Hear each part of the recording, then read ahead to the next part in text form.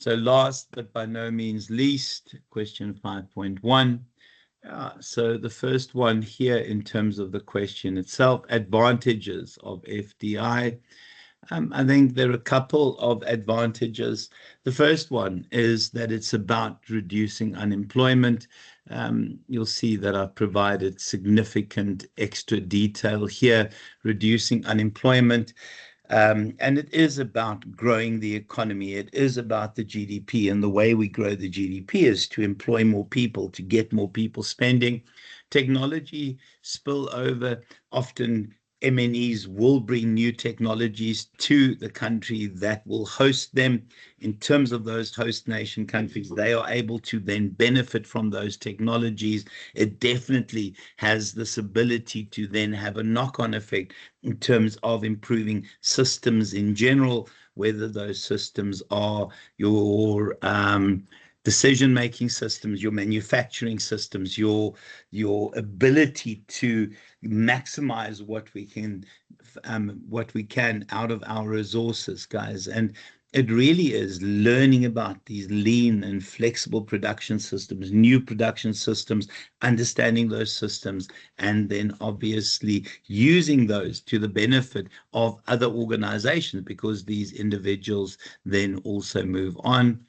In terms of infrastructure development, I spoke about how when Heinz, the tomato sauce or ketchup manufacturer, went to India, they built their own electricity substation. They did their own water reticulation. They did their own sewage system. They built their own rail. They built their own road to actually get to the factory. So it added significant value from an infrastructural perspective. We also know that China in Africa is building significant thousands and thousands of kilometers of roads in order to transport their own sort of imports from South Africa. And then also how we form capital. And I think often when foreign capital comes into a country, it really creates an opportunity for the host economy to grow, to benefit from it, because people have to pay taxes when they start operating, whether they're company taxes or individual worker taxes.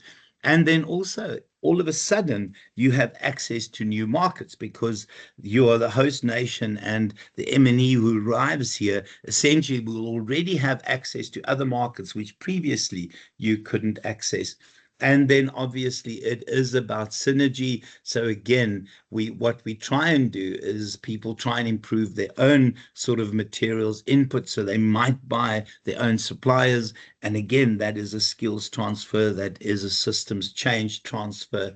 And I think it's also about taking over your network, and all of those add in to creating real advantage for the country that you settle in. And then you can have a look at that. So we've looked at managing, oh no, we've not looked at innovation in a global business. You'll see that the textbook's not so great on this. So I added bits and pieces from second semester's textbook in. So innovation, I think it really is about being creative, but taking that creativity and turning it into a product or a service. So the key difference between innovation and creativity is the idea. Innovation is the thing that appears on a shelf somewhere, appears as a service somewhere. So generally, we see the kinds of innovations that take place, a lot of it at this point driven by AI, but these are new, they're novel, they essentially attract those first mover adopters. I've given you other examples, guys, what innovation does. It improves products. It improves services. It improves the way we get those products and services. Think, for example, of drone delivery somewhere down the road. It also changes the markets, because immediately when there is an innovation, you have a new market, because your early adopter market is going to jump on that. And also just it changes the way we look at the world. It changes our mindsets and our paradigms about the world. Okay. In terms of a global context, honestly, what innovation does, it translates to competitive advantage. It translates to giving an organization that kind of first mover advantage to create a new industry, to attract a new set of customers. And it has to do with long-term sustainability. So, from an innovation perspective, it really is about survival, it is about growth, it's about opportunity, but most importantly, it drives the economic growth of an organization. Disruptive innovation rattles cages. Disruptive innovation essentially are those innovations that will render previous industries completely obsolete. If you think of what Google did when they created that particular platform and the number of industries that disappeared as a consequence of Google, whether those are anything from people selling encyclopedias to people selling tom-toms for GPSs. I mean, there is so much else. People don't even buy diaries anymore because everything lives on your smartphone. Your smartphone killed off an entire industry of people who manufactured alarms and music players, etc. There is some more on disruptive innovation. I love this term. It is about creative destruction. So we creatively destroy what has gone before to make vast improvements into the future. And then, guys, we've done, oh no, we haven't done this.